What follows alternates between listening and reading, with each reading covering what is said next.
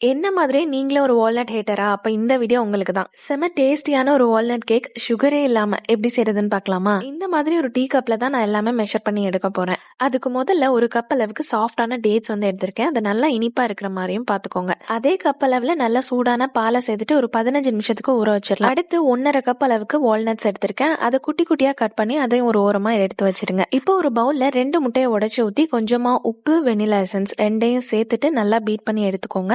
ஹேண்ட்ல பீட் பண்ணாலும் ஓகே தான், எலக்ட்ரிக் பீட்டர் யூஸ் பண்ணாலும் சரிதான். ஒரு 1/4 கப் அளவுக்கு ஆயில் சேர்த்திருக்கேன். நீங்க பட்டர் சேர்க்கறீங்களா இருந்தீங்கன்னா அதை நல்லா மெல்ட் பண்ணி ஆறுனதுக்கு அப்புறம் சேர்த்துக்கோங்க. அடுத்து நல்ல கனிஞ்ச வாழைப்பழமா 3 பனானா சின்னதா எடுத்திருக்கேன். நீங்க பெருசா எடுக்கிறீங்க அப்படின்னா 1 எடுத்தாலே போதும். நல்லா கனிஞ்சு இருக்க மாதிரி மட்டும் பாத்துக்கோங்க. அதை கொஞ்சம் கூட கட்டியே இல்லாம நல்லா மசிச்சு விட்டதுக்கு அப்புறமா நம்ம இந்த முட்டையில சேர்த்துக்கலாம். அடுத்ததா நம்ம ஊற வச்சிருந்த டேட்ஸையும் பாலையும் ஒரு மிக்சர் ஜார்ல சேர்த்து அரைச்சிட்டு இதுல சேர்த்திருக்கேன். இப்போ ஒரு ஜல்லடைய வச்சுட்டு 1 கப் அளவுக்கு வீட் ஃபிளோர் கோதுமை மாவு வந்து ஆட் பண்ணிருக்கேன். கூடவே 2 டீஸ்பூன் அளவுக்கு பேக்கிங் பவுடரும் 1/4 டீஸ்பூன் அளவுக்கு பேக்கிங் சோடாவும் ஆட் பண்ணிருக்கேன். இதை கொஞ்சம் கொஞ்சமா சேர்த்து மிக்ஸ் பண்ணி விட்டுக்கோங்க. நான் ஒரு 3 பேட்சஸ்ல வந்து ஆட் பண்ணிருக்கேன். ரொம்ப ஃபோர்ஸா மிக்ஸ் பண்ணி விட்டுறாம ஒரு கட் அண்ட் ஃபோல்ட் மெத்தட்ல ஸ்லோவா மிக்ஸ் பண்ணி விட்டுக்கோங்க.